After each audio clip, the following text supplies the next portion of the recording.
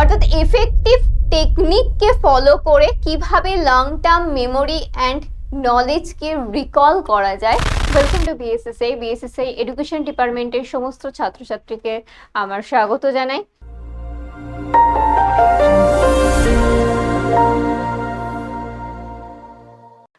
আশা রাখি প্রত্যেকে ভালো আছো, সুস্থ আছো। আজকে যে ভিডিওটি আমি নিয়ে এসেছি যে কিভাবে প্রিপারেশন নেবে, অর্থাৎ আগের যে আমরা ভিডিও দেখেছি সিলেবাস সংক্রান্ত, বুক সংক্রান্ত আমরা আলোচনা করেছি, কিন্তু পরীক্ষার প্রিপারেশনটা ঠিক কি নেবে, কি দিনেতে কি কত ঘন্টা পড়লে বা কিভাবে কোন স্ট্র্যাটেজিতে পড়লে সেই মানে সব থেকে মুশকিল আসান করা সম্ভব।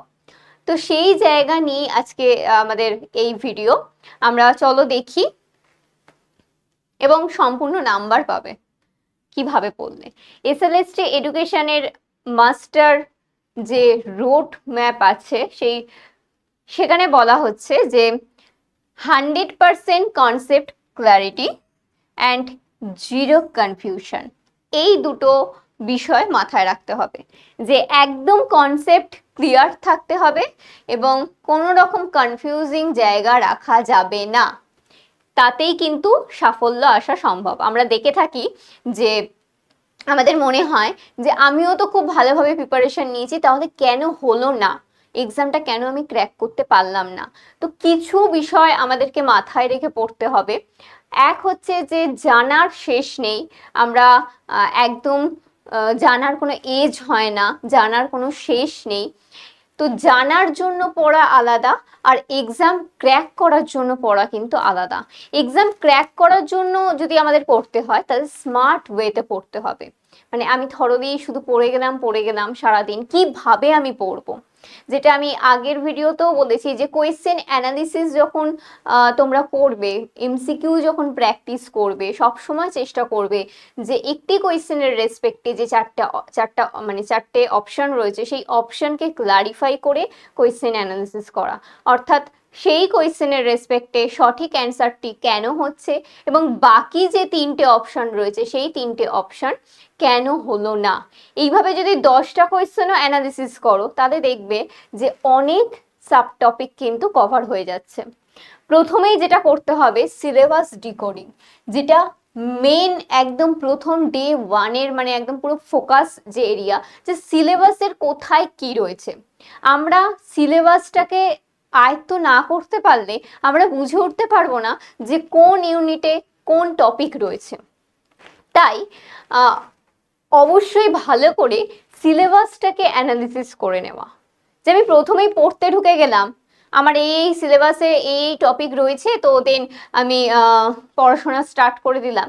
কিন্তু এমন কিছু কিছু প্রশ্ন আসে যেখানে আমাদের পরীক্ষার হলেতে এরকম একটা ফিল করি যে এই প্রশ্নটা কোথা থেকে এসছে আমরা ধরতে পারছি না, কোন ইউনিট থেকে এসছে।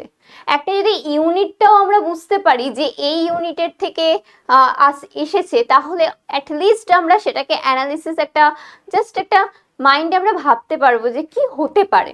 তো যদি আমি ইউনিটটাই ধরতে না পারি, যে কোন এরিয়াতে রয়েছে সেই জায়গাটাই যদি আমি ধরতে না পারি, তাহলে কিন্তু কোয়েশ্চেন অ্যানালিসিস তো পরের পার্ট।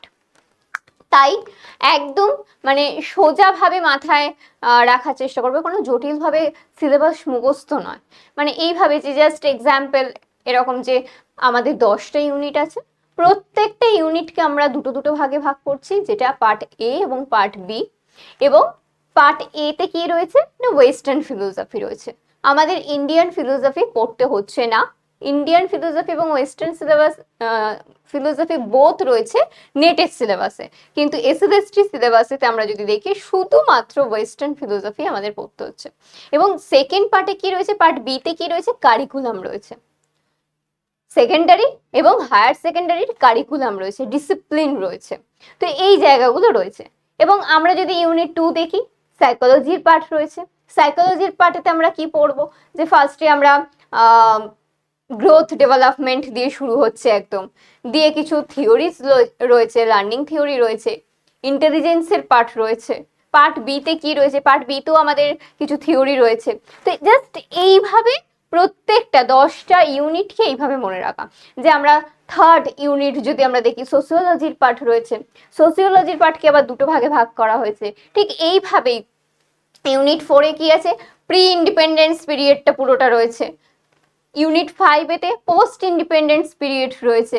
প্রত্যেকটা ইউনিটকে এইভাবে 10টা ইউনিটকে জাস্ট একটা মানে কি বলবো ওয়ার্ডে মনে রাখা, যে ইউনিট 4 মানে আমরা প্রি ইন্ডিপেন্ডেন্সের যাবতীয় বিষয়গুলো পড়তে হবে।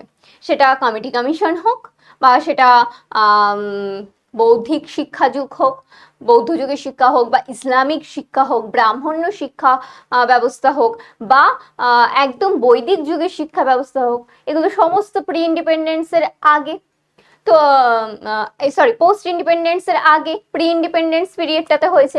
তো এই বিষয়গুলো পড়বো। আবার যখন আমরা মানে পোস্ট ইন্ডিপেন্ডেন্স, এই একটা টার্ম দিয়ে আমরা বোঝার চেষ্টা করব যে ইউনিট 5 মানে পোস্ট ইন্ডিপেন্ডেন্স, অর্থাৎ যত কমিটি কমিশন পোস্ট ইন্ডিপেন্ডেন্সের পর হয়েছে, মানে ওই সময়টাতে হয়েছে, পোস্ট ইন্ডিপেন্ডেন্সের সময় হয়েছে কোঠারি কমিশন বলো, মুদালিয়ার কমিশন বলো, বা আদার্স যে কমিশনগুলো রয়েছে, সেগুলো সমস্ত হচ্ছে আমরা ইউনিট 5-এ পড়বো।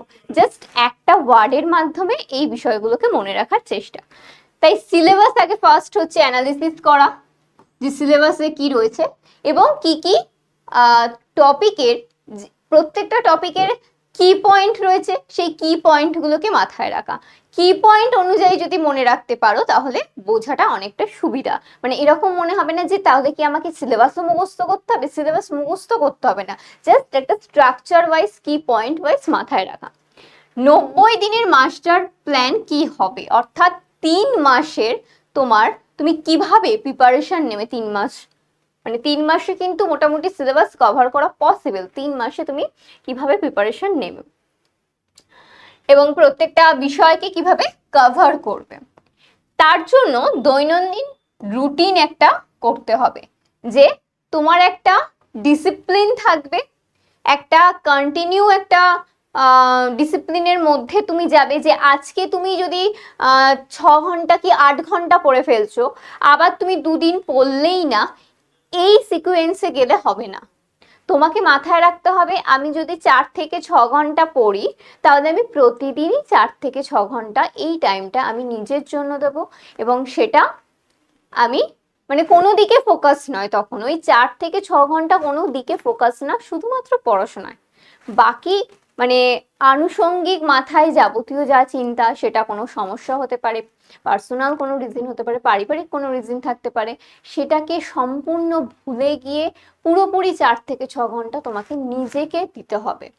যদি এই 4 থেকে 6 ঘন্টা নিজেকে দিতে পারো, তাহলে আগামী দিনে তাহলে তোমার ভাবতে হবে না কোনো সমস্যাই, দেখবে তখন তোমার মনে হচ্ছে যে আমি সেই জায়গাটা কভার করতে পারবো, যদি তোমার একটা মানে পায়ের তলার মাটি শক্ত থাকে। নেক্সট কি করতে হবে, হাইলি রেকমেন্ডেড যে টপিকগুলো, আমি এখানে আরো একবার জাস্ট একবার ঝালিয়ে দেব যে কোন কোন টপিকগুলো বলেছি। এর আগের ভিডিওতে তো কোন কোন টপিকগুলো পড়তে হবে সেটা নিয়ে আলোচনা হয়েছে, যে স্কোরিং আমাদের কি কি টপিক পড়তে হচ্ছে, কিন্তু তবু আমি আর একবার বলে দেবো, সেই টপিকগুলোকে ফোকাস করা এবং প্রতিদিন সেই টপিকগুলোকে একবার হলেও দেখা। নেক্সট হচ্ছে রিভিশন কৌশল, অর্থাৎ রিটেনশন স্ট্র্যাটেজি, অর্থাৎ এফেক্টিভ টেকনিককে ফলো করে কিভাবে লং টার্ম মেমোরি অ্যান্ড নলেজকে রিকল করা যায়, সেই ট্যাকটিক্স ধরতে হবে। সেটা আমি পরের এতে বলছি কিভাবে করবে। এটা জাস্ট এই স্লাইডটাতে যে তোমার প্রস্তুতির যে 5টি প্রধান স্তম্ভ কি থাকবে, কি কি করলে তুমি তোমার সাফল্যের একদম লক্ষ্যে তুমি পৌঁছে যাবে। নেক্সট যেটা আমি আগের একটি ভিডিও যদি দেখো তাহলে সেখানে দেখবে যে স্কোরিং যে টপিক, সেই স্কোরিং টপিকগুলো নিয়ে আলোচনা করেছি, যে কোন কোন স্কোরিং টপিকগুলো কভার করলে মোটামুটি ফুল মার্কস বাঁধা।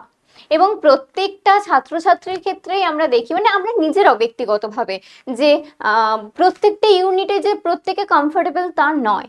এবং সেটা কখনোই কোনো ছাত্রছাত্রীর কাছে, যে অনেকে আছে যে এরকম যে আমি ম্যাথটা উইক, তো ম্যাথটা উইক হতেই পারে, মানে এটা কোনো লজ্জার বিষয় নেই, বা এটা কোনো কোথাও গিয়ে একটা হেজিটেশন করে অনেকে বলে। এটা বহুবার আমি দেখেছি যে বহু ছাত্রছাত্রী যে ম্যাম আমি তো ম্যাথটা উইক, তাই আমার মনে হয় এটা এই পরীক্ষাটা আমার জন্য নয়। কিন্তু এই ভাবাটা সম্পূর্ণ একটা ভুল। প্রত্যেকটা ছাত্রছাত্রী আছে যারা একটি হয়তো জায়গা বা কোনো একটি ইউনিটে হয়তো খুবই স্ট্রং এবং কোনো একটি ইউনিটে হয়তো খুবই উইক। তো যে জায়গাগুলো স্ট্রং সেই জায়গাগুলোকে আরো শান দাও, আরো ধার দিয়ে মজবুত করো, এবং যে জায়গাগুলো উইক সেই জায়গাগুলোকে প্যানিক করো না কোনো রকম, সেই জায়গাগুলোর প্রতি কোনো ভয় বা ফোবিয়া টাইপের বিষয়গুলো রাখবেই না যে ওইটা আমার ভয় পাই বলে আমার মনে পরীক্ষাটা ভালো হবে না। এই বিষয়টা ভাবার একদম মানে এই বিষয়গুলো মাথা থেকে একদম বার করে দাও। যে জায়গাটা স্ট্রং সেই জায়গাকে আরো স্ট্রং করা, এবং ফোকাস করো যে আমি উইক জায়গার মধ্যে থেকেও ঠিক কোন কোন বিষয়গুলোকে আমি পড়বো, এবং সেই বিষয়গুলো মানে স্কোরিং টপিকগুলো কি কি, আমি সেই স্কোরিং টপিকগুলোকে পড়ে আমি সেই এরিয়াটাকে থেকে বেরিয়ে যাব। তো এখানে প্রথমে ফিলোসফিক্যাল, এটা আমি আর বেশি বলছি না, জাস্ট আমি একবার বলে দিয়ে চলে যাচ্ছি যেহেতু আমার আগে বিস্তারিত এই বিষয়ে স্কোরিং টপিক নিয়ে ভিডিও রয়েছে। তাই idealism, naturalism, pragmatism, realism, Marxism, western.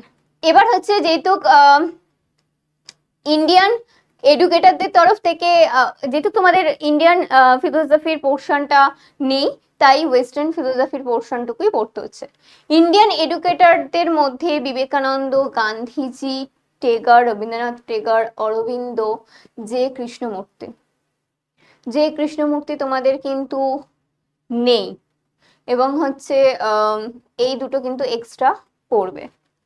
Focus area কিভাবে পড়বে, জাস্ট এক্সাম্পল, যে এই এরিয়াগুলোকে যদি আমরা পড়তে হয়, আমি যেহেতু বললাম জানার জন্য পড়া একটা আলাদা বিষয়, আর আমাকে এক্সাম ক্র্যাক করার জন্য যেভাবে পড়তে হবে, কিভাবে পড়বে, এখান থেকে পড়তে গেলে শিক্ষার লক্ষ্য, শিক্ষকের ভূমিকা এবং পাঠ্যক্রম, মানে ধরে নাও আইডিয়ালিজম পড়ছো, আইডিয়ালিজম পড়তে গেলে তার সেই আইডিয়ালিজম বা ভাববাদের শিক্ষার লক্ষ্যকে পড়বে, সেখানে শিক্ষকের কি রোল আছে সেটা দেখবে, এবং সেখানে পাঠ্যক্রম সম্পর্কে কি বলেছে, এবং প্রত্যেকটার ক্ষেত্রে ঠিক এই একইভাবে এই ফোকাস এরিয়াগুলো হচ্ছে ক্লিয়ার করবে, নিজেদের কনসেপ্ট ক্লিয়ার করবে।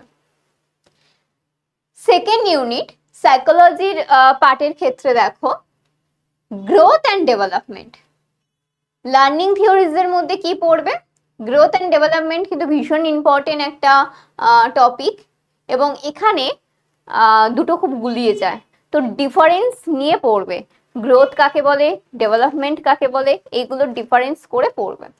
লার্নিং থিওরির মধ্যে প্যাভলভ, স্কিনার, ভাইগাস্ট্রি, Piaget, Bandura, Thorndike. Okay. Intelligence থিওরির মধ্যে Spearman, Thurstone, Guilford, Gardner, Sternberg. আর কোর কনসেপ্ট কি থাকবে, মোটিভেশন, পার্সোনালিটি, ক্রিয়েটিভিটি। এগুলো এত আমি ডেসক্রাইব করছি না কারণ যেহেতু অন্য ভিডিওতে বলা রয়েছে অলরেডি। সোসিওলজির থেকেও সেম ব্যাপার, শিক্ষা ও সমাজ, এডুকেশন অ্যান্ড সোসাইটি, সোসিওলজি দেখতে হচ্ছে, কালচার, সামাজিক পরিবর্তন, social change, equality and equity in education, দুটোর ডিফারেন্সও পড়বে, ইকুইটি অ্যান্ড ইকুয়ালিটির ডিফারেন্স। এরপর হচ্ছে এডুকেশনাল টেকনোলজি, যেটা আমি অনেকগুলো ইউনিট এক্সট্রা বলেছি, যেরকম আইসিটির পার্ট রয়েছে, ইনক্লুসিভ এডুকেশন রয়েছে, এনইপি 2020 রয়েছে। এই পোর্শনগুলো তোমাদের সিলেবাসের মধ্যে নেই কিন্তু পড়তে হবে, কারণ আমরা যেভাবে দেখছি যে 2025-এতে যেভাবে প্রশ্ন এসছে, নেট সেট এই জাতীয় সিলেবাসগুলোকে যদি আমরা ফলো না করি তাহলে কিন্তু পাস করা কিন্তু খুবই অসম্ভব।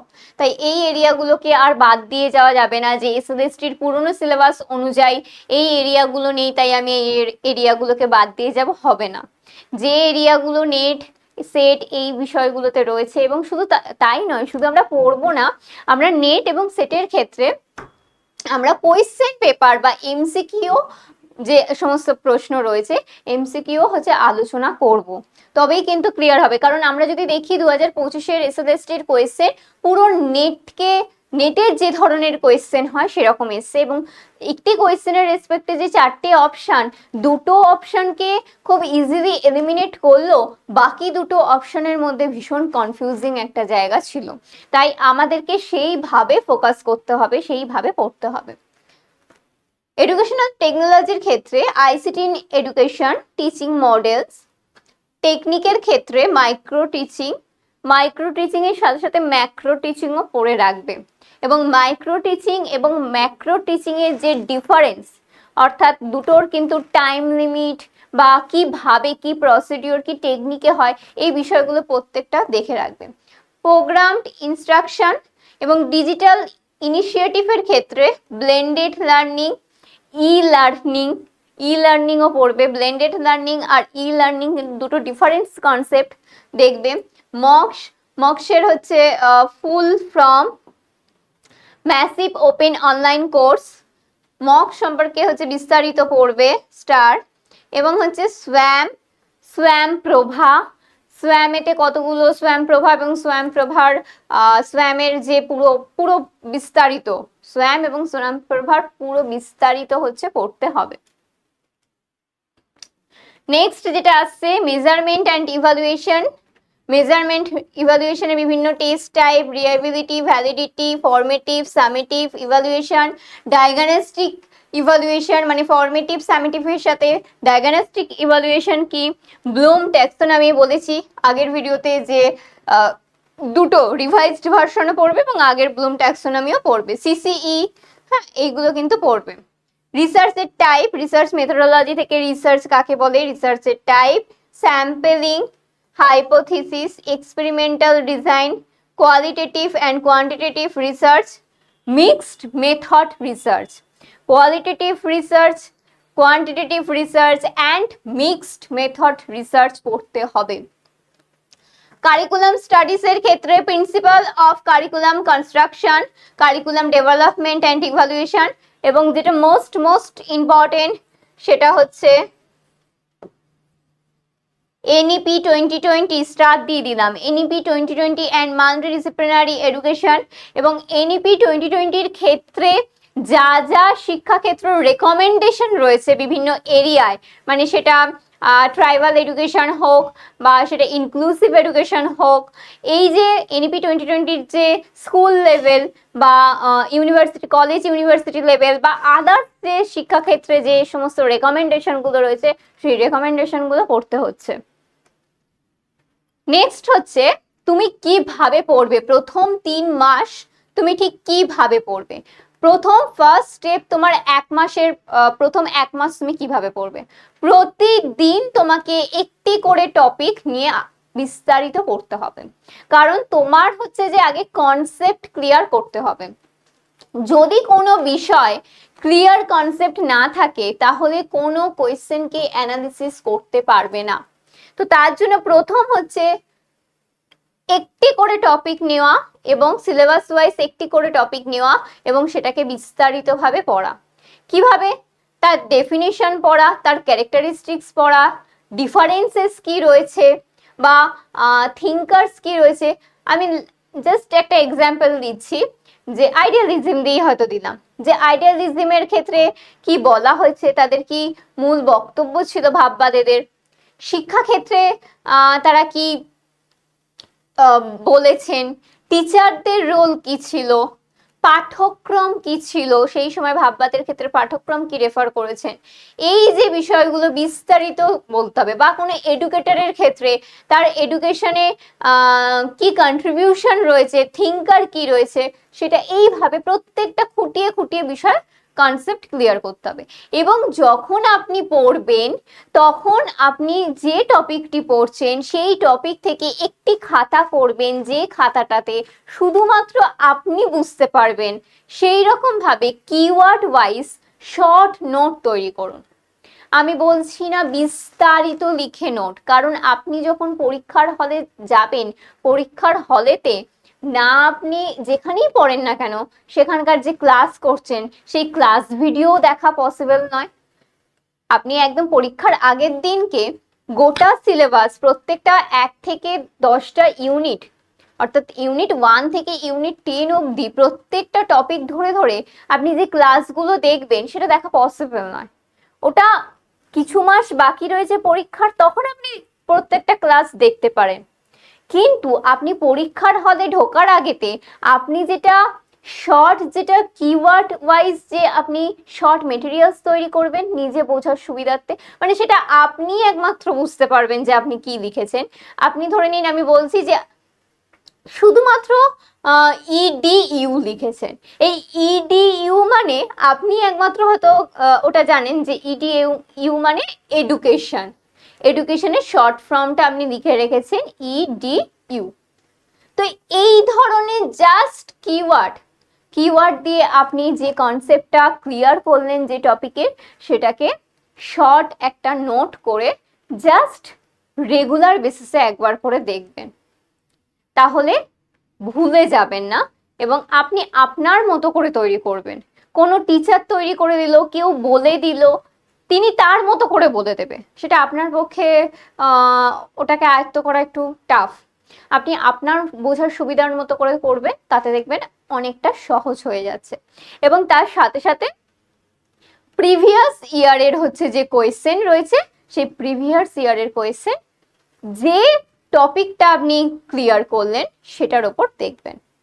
মানে একটি করে টপিক ক্লিয়ার করবেন কনসেপ্ট, তার রেসপেক্টে শর্ট নোট তৈরি করবেন নিজের বোঝার সুবিধার্থে এবং সেই টপিকের ওপর পিওয়াইকিউ দেখবেন। এটা গেল প্রথম 1 মাস, এইভাবে পুরো সিলেবাসটাকে আপনাকে কমপ্লিট করতে হবে। সেকেন্ড মান্থের ক্ষেত্রে আপনি ইউনিট ওয়াইজ এমসিকিউ প্র্যাকটিস করা শুরু করুন। অর্থাৎ প্রত্যেকটা আপনার প্রথম মাসেতে মোটামুটি প্রত্যেকটা ইউনিটকে ধরে ধরে আপনি করছেন এবং যখন শেষ হয়ে যাচ্ছে তখন আপনি ইউনিট ওয়াইজ হচ্ছে ইউনিট 1, ইউনিট 2, ইউনিট 3 এবং এক এক দিন এক একটা ইউনিট ধরে এমসিকিউ প্র্যাকটিস করা শুরু করুন। এবং তার সাথে সাথে প্রিভিয়াস ইয়ারের কোয়েশ্চেন, শুধুমাত্র এসএলএসটি নয়, কারণ আমি বারবার বলছি 2025-এর যদি আমরা পরীক্ষা দেখি, শুধুমাত্র গতানুগতিকভাবে যেভাবে এসএলএসটিতে প্রশ্ন হয়ে থাকে সেইভাবে প্রশ্ন হয়নি, যার জন্য আমাদের নেট সেটের প্রশ্ন, এডুকেশন ডিপার্টমেন্টে যে সমস্ত যত নেটের কোয়েশ্চেন রয়েছে বা সেটের কোয়েশ্চেন রয়েছে সেইগুলোকে সমাধান করার চেষ্টা করুন, প্রশ্নগুলো সমাধান করার চেষ্টা করুন। এবং তা থেকে যেগুলো গুরুত্বপূর্ণ যে বিষয়গুলো, ধরে নিন একটা কোয়েশ্চেন সলভ করতে গিয়ে কোনো থিওরি আপনি পাচ্ছেন, সেই থিওরিটাকে রিভাইজড করুন। আপনার হয়তো পড়া রয়েছে, আপনি তো প্রথম দিকে তো হয়তো আমি বলছি ক্লাসিক্যাল অপারেন্টেন্ট থিওরি পড়েছেন, সেটা হয়তো কোনো একটা কোয়েশ্চেনের রেসপেক্টে পেলেন, তো সেইখানেতে আবার একবার রিভাইজ করে নিন, তাহলে আপনার মনে পড়ে যাবে। এবং এটা হচ্ছে 2 নম্বর মাসের ক্ষেত্রে। এবং 3 নম্বর মাসের ক্ষেত্রে কি হবে, ফুল সিলেবাস রিভিশন এবং মক টেস্ট। প্রত্যেকটা সিলেবাস মানে গোটা সিলেবাসে যা যা টপিক রয়েছে ফুল রিভিশন দেবেন এবং শুধু তখন মক টেস্ট দিতে থাকুন। কারণ যত কোয়েশ্চেন অ্যানালিসিস করবেন, যত আপনার কাছে ডিফারেন্ট কোয়েশ্চেন আসবে, আপনি সেই ডিফারেন্ট কোয়েশ্চেনগুলোকে হ্যান্ডেল করতে পারছেন কিনা, আপনি নার্ভাস হয়ে যাচ্ছেন না, আপনি সেটাকে ঠিকঠাকভাবে কোয়েশ্চেনটাকে অ্যানালিসিস করতে পারছেন, সেই জায়গার কনফিডেন্স লেভেলটা আপনাকে বাড়াতে হবে। এবং ভুল প্রশ্নের মানে যে প্রশ্নগুলো মনে করুন আপনার বারবার ভুল হচ্ছে, সেটাকে আপনি রেকটিফাই করার আগে আপনি আগে একটা নোট ডাউন করুন, একটা নোটবুক করুন যে আমার এই প্রশ্নগুলো, মানে ধরে নিন আমি বলছি যে সাইকোলজির প্রশ্ন বা রিসার্চ মেথোডোলজির প্রশ্নগুলোই ভুল হচ্ছে, এই বিষয়টাকে আগে আইডেন্টিফাই করুন যে আপনার কোন এরিয়ার কোয়েশ্চেন যখন আপনি সলভ করতে যাচ্ছেন তখন আপনার ভুল হচ্ছে। এটা যখন আইডেন্টিফাই করতে পারবেন, তাহলে সেই বিষয়গুলোর কনসেপ্ট আগে ক্লিয়ার করতে হবে। এবং যে শর্ট নোট তৈরি করেছেন আপনারা, সেই শর্ট নোট বারংবার প্রত্যেক দিন একবার করে রিভিশন দিন, যাতে আগে যেটা পড়েছেন সেটা পরে গিয়ে যাতে ভুলে না যান। রিভিশন দিলে আপনার বিষয়টা মাথায় থাকবে। এটা গেল প্রথম মাস, দ্বিতীয় মাস এবং তৃতীয় মাসের প্ল্যান। একটা কিভাবে পড়বেন, এবার আপনি বলবেন আমার হাতে তো অনন্ত সময় রয়েছে, এখনো তো মানে কোনো নোটিফিকেশন আসেনি, তাহলে কেন 3 মাসের প্ল্যান বলছেন? আপনি 3 মাস নিয়ে চলুন, কারণ আপনি এটা নয় যে কখন নোটিফিকেশন আসবে তার জন্য ওয়েট করবেন। যদি হঠাৎ করে নোটিফিকেশন দিয়ে বলে যে কাল পরীক্ষা, মেবি আমি কথাটা বলছি যে যদি এরকম হয় আপনি আপনার দিক থেকে প্রিপেয়ার এবং আপনি আপনার 100% দিতে পারবেন সেই পরীক্ষায়। আপনার মনে হবে না যে আমার সিলেবাস কমপ্লিট করা নেই, আমাকে এক্ষুনি কি করে আমি পরীক্ষায় বসবো।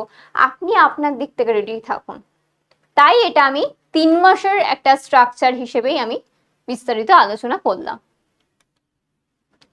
নেক্সট হচ্ছে কিভাবে পড়বেন, সময়টাকে কিভাবে ভাগ করবেন।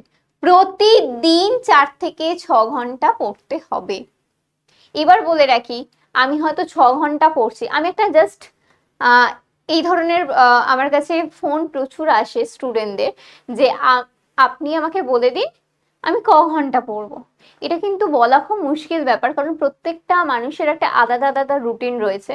তো আমরা তখন জিজ্ঞাসা করি কি যে তার রুটিনটা কি সারাদিনে, সেই রুটিনটা জেনে আমরা তাকে একটা সাজেস্ট করি যে আপনি তাতে এই টাইমটা ভাগ করে নিন, এই টাইমটাই পড়ুন। এবার এটা একটা ওভারঅল আমি বলেছি যে 4 থেকে 6 ঘন্টা পড়তে হবে।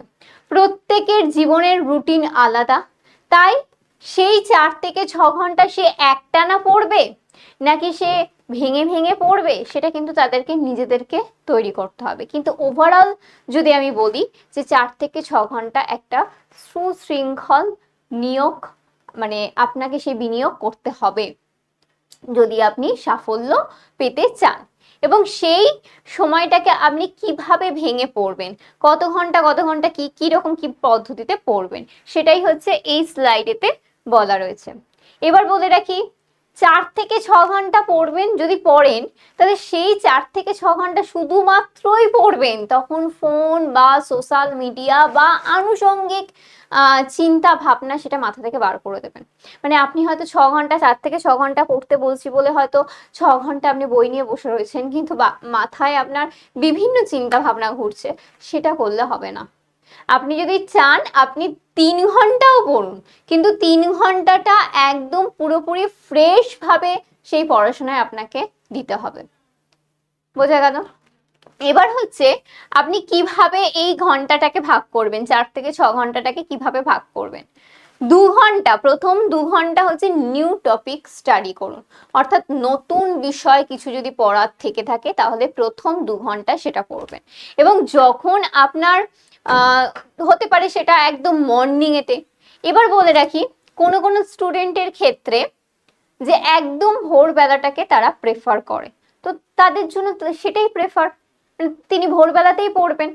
আবার কোনো কোনো স্টুডেন্ট অনেক সময় দেখি যে রাত্রিবেলাকে প্রেফার করে, তার হয়তো রাত্রেতেই ভালো মুখস্থ হয় বা একটা খুব শান্ত পরিবেশের মধ্যে মুখস্থ করতে পারে। একটা হচ্ছে সকালবেলা একদম শান্ত পরিবেশ, আর একটা হচ্ছে রাত্রিবেলা একদম শান্ত পরিবেশের মধ্যে মানে পড়াশোনা করে, অনেকেই করে। যার যেটা প্রেফারেবল তিনি সেটাই করবেন। তবে হ্যাঁ, যদি আমার দিক থেকে বলেন আমি তাহলে বলবো ভোরবেলাটায় সব থেকে ভালো। আপনি প্রয়োজন হলে তাড়াতাড়ি ঘুমিয়ে পড়ুন, রাত্রিবেলা একটা নির্দিষ্ট টাইম মেনটেন করে ডিনার করে আপনি ঘুমিয়ে পড়ুন, ফ্রেশ একটা ঘুম দিন, দিয়ে সকালবেলা একদম ভোরবেলা মাইন্ড একদম আপনার ফ্রেশ, তখন আপনি নতুন কিছু পড়েন বা কোনো টাফ কোনো টপিককে নিয়ে আপনি বসেন, তাহলে কি হবে, সেখানে একদম মাইন্ড ফ্রেশ রয়েছে, আপনি তাড়াতাড়ি সেটাকে ধরতে পারবেন। কোনো মাথার মধ্যে তখন চিন্তা নেই, আনুষঙ্গিক কোনো চিন্তা নেই, একদম ভোরবেলাতে আপনার ফ্রেশ ঘুম থেকে উঠে আপনি বসছেন। তো সবসময় একদম ভোরবেলাতে শান্ত পরিবেশেতে আপনি নতুন টপিক বা কোনো টাফ টপিককে আপনি নিয়ে পড়তে পারেন, প্রথম 2 ঘন্টা সেটা করবেন। তারপরের 1 ঘন্টা কি করবেন, প্রিভিয়াস ইয়ারের কোয়েশ্চেন অ্যানালিসিস করবেন, প্রিভিয়াস ইয়ারের কোয়েশ্চেনকে প্র্যাকটিস করবেন 1 ঘন্টা। সেটা আপনি টপিক ওয়াইজ করতে পারেন বা ফুল সিলেবাস যদি আপনার কমপ্লিট হয়ে গিয়ে থাকে তাহলে আপনি ফুল সিলেবাস ধরেও করতে পারেন। যত ডিফারেন্ট কোয়েশ্চেন আপনার কাছে আসবে তত আপনার জন্য অনেক বেশি মানে সাফল্যের দিকে এগিয়ে যাওয়াটা অনেক বেশি সুবিধাজনক। কারণ আপনি সমস্ত কোয়েশ্চেনকে ঠিকঠাকভাবে অ্যানালিসিস করতে পাচ্ছেন এবং কোন জায়গাটা পাচ্ছেন না সেটাও আপনি ধরতে পারবেন যে আমার এই জায়গাটাতে সমস্যা তৈরি হচ্ছে। এর পরের 1 ঘন্টা কি করবেন? শর্ট নোটকে রিভিশন করুন। মানে প্রথম দিনকে যে শর্ট নোটটা পড়েছেন সেটা আবার আপনি 10 দিন 1 মাস পর গিয়ে পড়লেন, সেটা আপনি দেখবেন ভুলে গেছেন। তাই আপনাকে রেগুলার বেসিসে যে নোটটা আপনি শর্ট নোটটা তৈরি করেছেন সেটাকে আপনাকে রিভিশন করতে হবে। সেই 1 ঘন্টা শর্ট নোট রিভিশন করুন। 30 মিনিট, তারপরের 30 মিনিট আপনি কি করবেন? তারপরের 30 minute educational current affairs, NEP 2020 বা পলিসি যেগুলো রয়েছে, আইসিটির পার্ট যেগুলো রয়েছে, নতুন নতুন যে টপিকগুলো আমি হাইলাইট করেছি সেই টপিকগুলোকে আপনাকে দেখতে হবে, পড়তে হবে। কারেন্ট অ্যাফেয়ার্স কি নিত্য নতুন কি কি নিয়ম চেঞ্জ হচ্ছে, নতুন কি পলিসি আসছে, কি প্রকল্প ইমপ্লিমেন্ট করা হচ্ছে, এই বিষয়গুলোকে জানতে হবে। এবং আইসিটির পার্টেতে এআই এর যুগেতে কি কি নিত্য নতুন কি চেঞ্জেস হচ্ছে সেই বিষয়গুলো জানতে হবে। এনইপি 2020-র ক্ষেত্রে কোনো রকম কি রেকমেন্ড কি করা হয়েছে, সেটা কোনো রকম কিছু চেঞ্জেস হচ্ছে কিনা সেই বিষয়গুলোকে কিন্তু দেখতে হবে। এবং লাস্ট 30 মিনিটস আপনি কি করবেন? মক টেস্ট এবং এমসিকিউ প্র্যাকটিস। অর্থাৎ লাস্ট 30 মিনিটস, এখানে কিন্তু কোনো পিওয়াইকিউ নয়, এখানে আপনাকে পিওয়াইকিউর বাইরে গিয়ে আদার্স আপনি বিভিন্ন মক টেস্ট দিন, আপনি বিভিন্ন প্রশ্নকে প্র্যাকটিস করুন। সেখান থেকে আপনি বুঝতে পারবেন যে আপনার কোন এরিয়াগুলো উইক এবং কোন জায়গাটা হচ্ছে আপনাকে আরো বেশি ভালো করে প্রস্তুত করতে হবে, কোন ইউনিটটাকে বেশি ভালো করে তৈরি করতে হবে, সেই জায়গাগুলোকে ফোকাস করতে পারবেন। যখনই আপনি মক টেস্ট দেবেন আপনি বুঝতে পারবেন যে এই ইউনিটের প্রশ্ন এলে আমি ভুল করছি বারবার, বা এই ইউনিটের প্রশ্ন আমি একদম কারেক্ট করছি, মানে সেটা একদম আমার ঠিকঠাকভাবে রেডি হয়ে গেছে। তো এই বিষয়গুলো অ্যানালিসিস নিজেই করতে পারবেন। এটা গেল প্রথম 2 ঘন্টা, তারপর 1 ঘন্টা আলোচনা করলাম, তারপরের 1 ঘন্টা কিভাবে পড়বেন, তারপরে 30 মিনিট এবং লাস্ট 30 মিনিট আপনি কিভাবে নিজেকে প্রস্তুত করবেন। নেক্সট স্লাইডে, এই স্লাইডটা সেরকম কিছুই নয়, যে টার্গেট কি কি থাকবে, এসেনশিয়াল যে টার্গেটগুলো আমাদের কি আছে, সেটা কোর এরিয়াগুলো কি আছে সেটা আমি জাস্ট একটু হাইলাইট করেছি, ওই একই ব্যাপার। এখানটা বেশি কিছু নেই। Bloom taxonomy, Piaget, Vygotsky theory, কোহলবার্গের থিওরি, এনইপি 2020, এরিকসন, এই বিষয়গুলোকে একটু ভালো করে ফোকাস করবেন। নেক্সট, এখানে হচ্ছে যে আমি যে বলছি যে আপনি শর্ট নোট তৈরি করবেন কিভাবে, প্রতিটি থিওরির জন্য আপনি কিভাবে নোট তৈরি করবেন, শর্ট নোট কিভাবে তৈরি করবেন, জাস্ট একটা এক্সাম্পল দিয়ে আমি বোঝানোর চেষ্টা করেছি। শর্ট নোট মানে এটা নয় যে আপনি পুরো, যেটা আমি বললাম যে থরলি আপনি লিখছেন, না, থরলি লেখা নয়। বুঝতে হবে মাইন্ড ম্যাপ আলাদা, আমরা পিপিটি যখন করছি সেখানে আমরা আলাদা, মানে ভীষণ আমরা দেখবে না, অন্তত আমি পিপিটিতে সেটা কিরকম রাখি, এই ধরনের রাখি। পিপিটি একটা আলাদা, মেটেরিয়ালস আলাদা, ফুল মেটেরিয়ালস আলাদা, শর্ট নোট আলাদা, এগুলো কিন্তু প্রত্যেকটা আলাদা আলাদা বিষয়। আমরা অনেক সময় যখনই আমি বলছি শর্ট নোট, আচ্ছা তার মানে মনে যেটা হয়তো বড় কোয়েশ্চেন আমরা 5 পাতা লিখি সেটাই হয়তো আমরা 2 পাতায় দেখবো, এটাকে হয়তো শর্ট নোট বলছি না, এটা কিন্তু শর্ট নোট নয়। শর্ট নোট কিভাবে করবেন? স্টেপ 1, থিঙ্কার অর্থাৎ দার্শনিক বা তাত্ত্বিকের নাম লিখবেন। মেবি আমি বলছি আইডিয়ালিজমের ক্ষেত্রে, আমি আইডিয়ালিজম দিয়ে মানে দিচ্ছি বারবার, যে আইডিয়ালিজমের ক্ষেত্রে বা ন্যাচারালিজমের ক্ষেত্রে দার্শনিকদের নাম, কোন কোন দার্শনিকরা এই ভাববাদের বা এই প্রকৃতিবাদের সমর্থক। নেক্সট হচ্ছে তার মূল কি বিষয় রয়েছে সেটা ক্লিয়ার করতে হবে, যে ভাববাদের ক্ষেত্রে কি বলা হয়েছে বা প্রকৃতিবাদের ক্ষেত্রে কি বলা হয়েছে, সেখানে তাদের কি বৈশিষ্ট্য, মানে যদি কোনো, এখানে যেহেতু আমি থিঙ্কার বলেছি, যে ধরে নিন ওয়েস্টার্ন এডুকেটরদের ক্ষেত্রেও যদি আপনি বলেন যে রুশোকে রাখবেন, সেখানে রুশো তিনি মূল কি ধারণা দিয়েছেন সেখানে কি কি আছে, বৈশিষ্ট্য হিসেবে কি কি বলা হয়েছে, বা আইডিয়ালিজম প্রকৃতিবাদের ক্ষেত্রে, ভাববাদ বা প্রকৃতিবাদের ক্ষেত্রেও সেই একই বিষয়। এবং সেখানে প্রকৃতিবাদ বা ভাববাদের ক্ষেত্রে হচ্ছে যে টিচারের কি রোল প্লে আছে, সেখানের পাঠ্যক্রম কি হতে পারে, জাস্ট এক কথায়। বা যদি আমি রুশো বা জন ডিউয়ের ক্ষেত্রে বলি, তিনি শিক্ষায় কি ইমপ্লিমেন্টেশন করেছেন, ভীষণ মাস্ট, মানে ভীষণভাবে পড়বেন এরা, মাস্ট মাস্ট মাস্ট, আমি স্টার দিয়ে দিলাম। যে কোনো, যখনই আমরা কোনো এডুকেটর পড়ছি তাদের এডুকেশনে কি ইমপ্লিমেন্টেশন রয়েছে সেটা জানতে হবে। আর কি, কোনো ক্রিটিসিজম আছে কিনা, তিনি যে বিষয়গুলোকে তুলে ধরেছেন সেই বিষয়ের ভিত্তিতে অন্য কেউ ক্রিটিসিজম কিছু বা সমালোচনা কিছু করেছেন কিনা, যদি কোনো সমালোচনা থেকে থাকে তাহলে সেই সমালোচনার জায়গাটাকে জাস্ট ফোকাস করা। এইভাবে হচ্ছে নোট তৈরি করতে হবে। এবং এখানে আমি একটা বলে রাখি, এসএসটি এডুকেশনের জন্য নেট সেট লেভেলের কনসেপ্ট ক্ল্যারিটি এবং এমসিকিউ প্র্যাকটিস একসঙ্গে যদি করেন, প্রস্তুতি অনেক বেশি শক্তিশালী এবং অভেদ্য হবে। এটা আমি মেনশন করেই দিয়েছি পিপিটিতে। এবং আমি বারবার মৌখিকভাবে বলছি যে যেভাবে আমাদের 2025-এর পরীক্ষা প্রশ্ন আমরা দেখেছি, পরীক্ষা হয়েছে বা প্রশ্ন দেখেছি, যদি আমরা নেট সেট লেভেলের কোয়েশ্চেনকে প্র্যাকটিস না করি বা নেট সেটে যাবতীয় যা টপিক রয়েছে সেগুলোকেও এডুকেশনেতে, যে সেগুলোকেও যদি আমরা কভার না করি তাহলে কিন্তু খুবই একটা সমস্যার মুখে পড়তে হবে। এবং হচ্ছে এখানে দেখো কিভাবে রিভিশনের কি টেকনিকটা কিভাবে করবে, অর্থাৎ বললাম তো যে রিভিশন করবে, কিন্তু রিভিশনটা ঠিক কিভাবে হলে বেটার হবে। প্রথম যখন কোনো একটা বিষয় আপনারা পড়ছেন, নতুন কোনো বিষয় পড়ছেন, সেক্ষেত্রে ফার্স্ট রিভিশন কি হবে, সেটা পড়া 24 ঘন্টার মধ্যে আপনাকে মেমোরিকে লক করতে হবে, অর্থাৎ আপনাকে 24 ঘন্টার মধ্যে সেটাকে আবার রিভিশন করতে হবে, যাতে আপনি ভুলে না যান, মেমোরিতে যাতে লক হয়। অর্থাৎ নতুন কোনো কিছু টপিক আপনি ক্লিয়ার করলেন, কনসেপ্ট ক্লিয়ার করলেন, তার সেই যে টাইমটাতে আপনি পড়ছেন তার 24 ঘন্টার মধ্যে আবার একবার রিভিশন করবেন, যাতে মেমোরিতে সেই বিষয়টা লক হয়ে যায়। সেকেন্ড কি, টাইম ডিউরেশনটা দেখুন এইভাবে আমি দিয়েছি।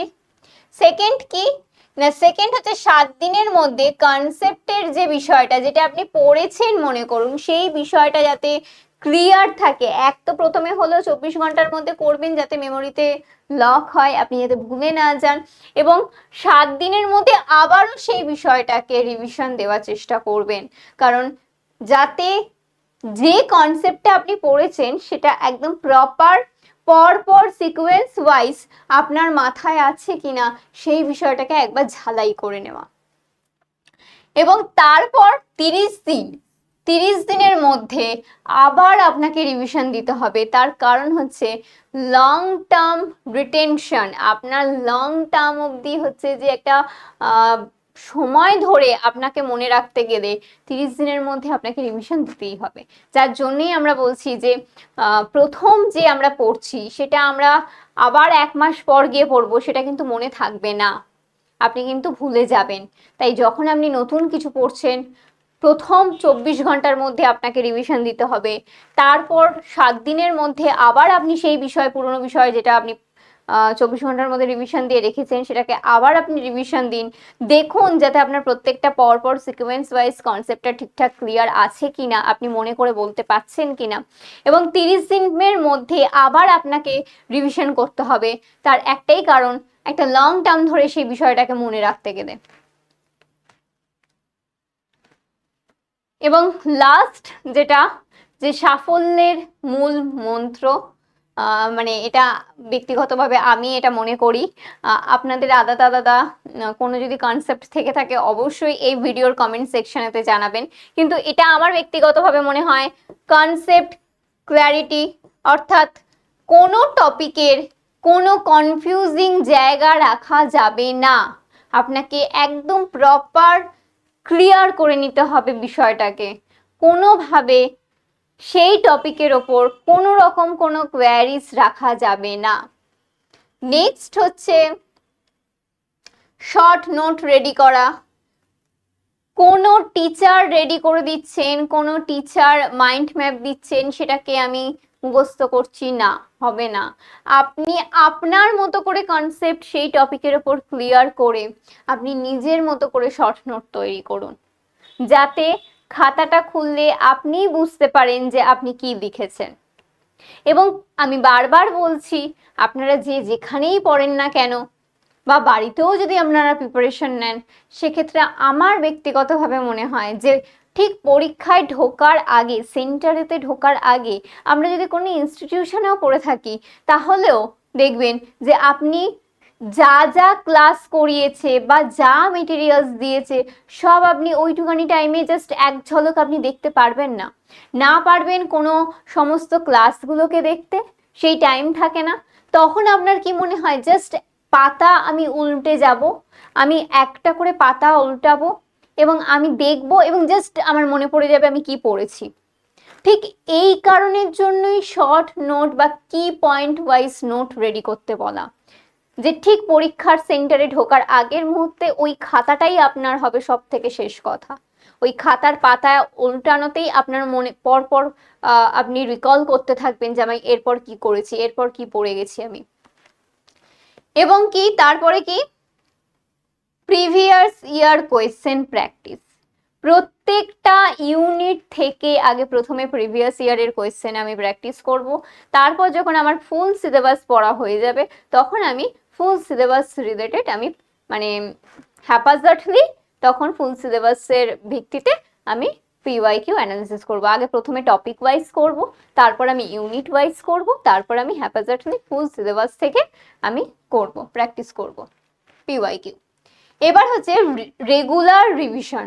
আপনাকে রেগুলার রিভিশন দিতে হবে। আপনি আজকে পড়লেন, তারপরে 10 দিন পড়লেন না, আপনি আজকে যেটা পড়ছেন সেটা 10 দিন পর আপনি মনে রাখতে পারবেন না। তাই তার জন্য আপনাকে প্রতিদিন রেগুলার বেসিসে আপনাকে রিভিশন দিতেই হবে। আর কি, মক টেস্ট। মক টেস্ট কেন বলছি, পিওয়াইকিউ তো আপনি প্র্যাকটিস করবে মানে করবেনই, ওটা তো একটা মানে থাকছেই, কিন্তু তারপরও আপনাকে নিত্য নতুন কিন্তু প্রশ্নের মুখোমুখি হতে হবে।